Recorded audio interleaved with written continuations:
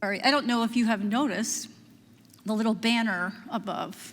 Do you see how it's changed from last week? What are we hoping for? A butterfly, right?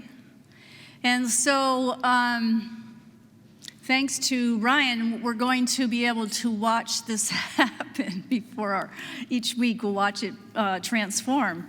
And we'll talk about that a bit. But have you been thinking about hope this week? It seems that I have been hearing hope when I'm driving my car and I was listening to NPR on the way here, and somebody said that someone in Honduras, a family, has no hope. And so my ears, perked up. Hope, but they have no hope. And we're talking about hoping. And so I've been seeing hope everywhere, and I wanted to share some things that I've seen. The birds of hope are everywhere. Listen to them sing. Desmond Tutu says, hope is being able to see that there is light despite all the darkness. Now, I share these with you because I want you to be able to find phrases in Scripture and, sayings that other people have formulated that help them, that you might take them home with you to help you, to encourage you, because some days we need to be reminded about that, right? And people often say that motivation doesn't last. Well, neither does bathing. That's why we recommend it daily. So hope doesn't last sometimes, right? You can hope for a little bit and then it peters out, so to speak. So you got to encourage yourself each morning. The darkest hours are just before dawn. Have you heard that before? And sometimes it's true, right? Aristotle said, hope is a waking dream. I like this. I hope my ship comes in before my dock rots. And here's one. The fact that jellyfish have survived for 650 million years despite not having brains gives hope to many people. Hope. Many years ago, I heard a humorous story about how important it is to know who you placed your hope in or what you've placed your hope in. It's a story about Joanne, a young lawyer who joined a law firm in downtown Manhattan. Well, about 3 months into her job, the light above her desk went out. And it was one of those fluorescent light bulbs that's really long. I don't know, do we still have those today? They're real long and kind of, just big around, And so she told her assistant about it, and the assistant said, well, I'll write up an order, a work order, and send it to the building manager. And, weeks went by, and there was still no light. And so she decided that she was going to call the maintenance department herself. And they said, by the end of the week, you will have a light bulb. Well, it turns out that they came the next morning. And so they brought her the light bulb, but as soon as the guy came in her office door, he was called away. And so he left the light bulb there, and out he went. Well, she just thought he was going to come back that afternoon, but he didn't. And he didn't come back the next day either because there's still no light, and that light bulb was still sitting there. And so she said, you know what? I grew up on a farm in northern New York. I can do this. So she got a chair, put it on her desk, climbed up, and she did the switch. I don't know how she did that switch, but anyway, she did that. And now she has light. But at the end of the day, she sees the dead light bulb standing there, and she thought, I'm going to get rid of this because you never know how long it's going to take them to take it out. So I guess this is New York City. Nobody really says anything, and they don't may have even noticed her, but here's a businesswoman getting on the elevator with this big long light bulb, going down the street with this big long light bulb, going down the steps of the subway, getting on the subway, nobody says anything.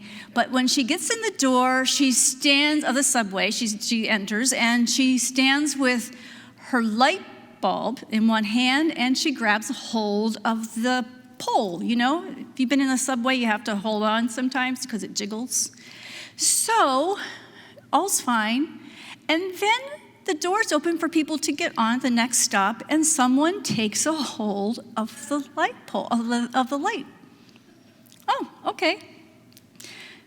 The next door opens and someone else takes a hold. And it went like that. People got off and on, grabbing on and letting go. And when it came time for her to get off at her stop, there were two people holding on to that light pole, that light bulb. And so she just let go and walked out the door. The people thought that they were holding on to a stable pole, right? I don't know when they found out or what they did when they found out, but what a shock that would have been, right? That they had put their hope into something that didn't have much stability. In our gospel this morning, Jesus warns the folks he is speaking to that they need to be aware of the shepherd's voice, that they need to be alert to whom they are following and be alert to who not to follow. So perhaps it's human nature for us to be so busy, right, and distracted, that we are distracted by our troubles and we are distracted by even a lot of good opportunities, that we are not mindful of who we are following. Much like the people getting on the subway, we just grab hold thinking this is a good thing to do because that woman was holding on to it, so I must be able to hold on to it, right? So how do we know we are following Jesus? How do we know it is the shepherd's good voice that is calling us?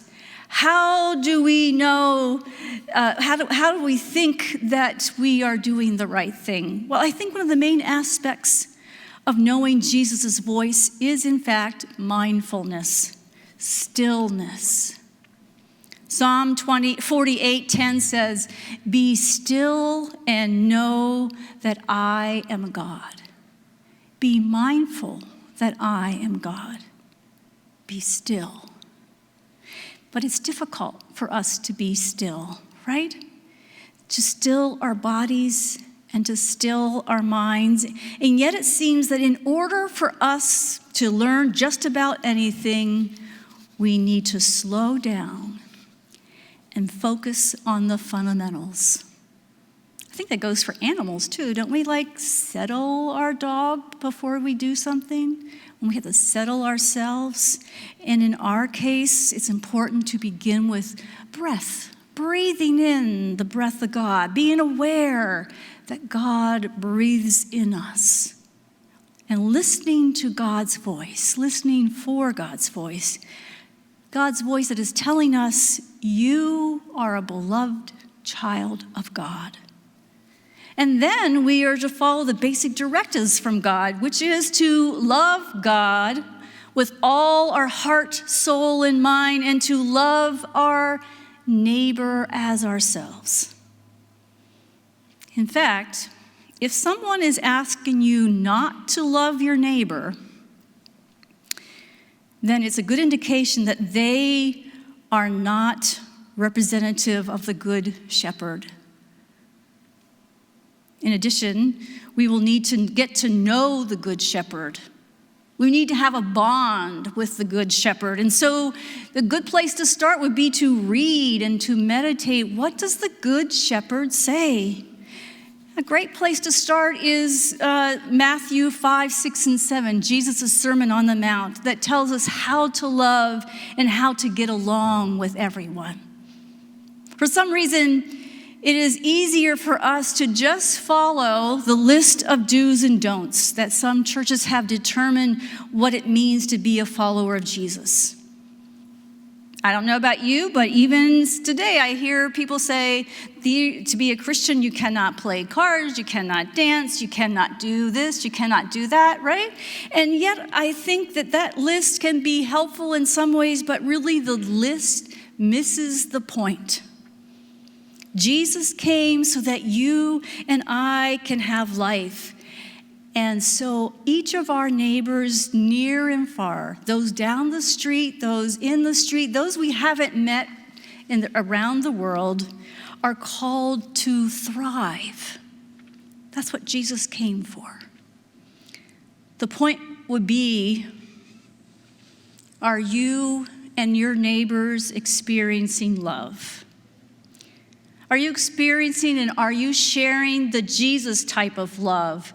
Giving your extra coat away type of love, loving your neighbor type of love, loving your enemy type of love, searching high and low for the one who is lost type of love, not giving up. Reminds me of something that I saw on Facebook.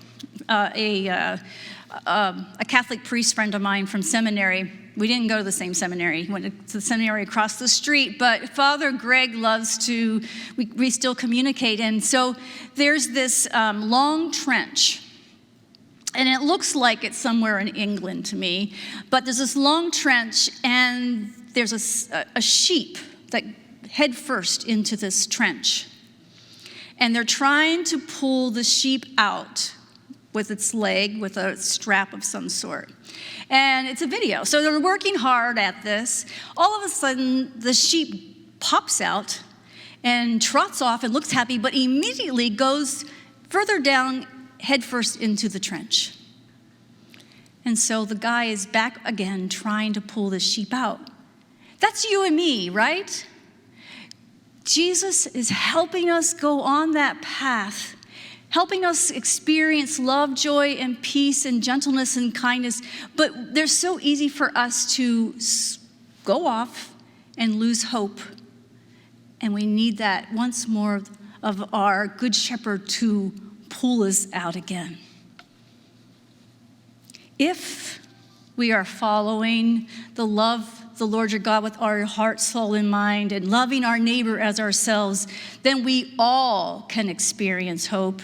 Our friends at St. Stephen's can feed their families because we have shared our food. The friends of the desert in downtown Henderson not only receive a good meal, but because of the time that we take with them, they are receiving companionship.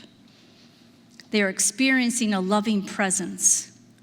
God's love flowing through us to them. God's love flowing through us to those who struggle with living a hope-filled life.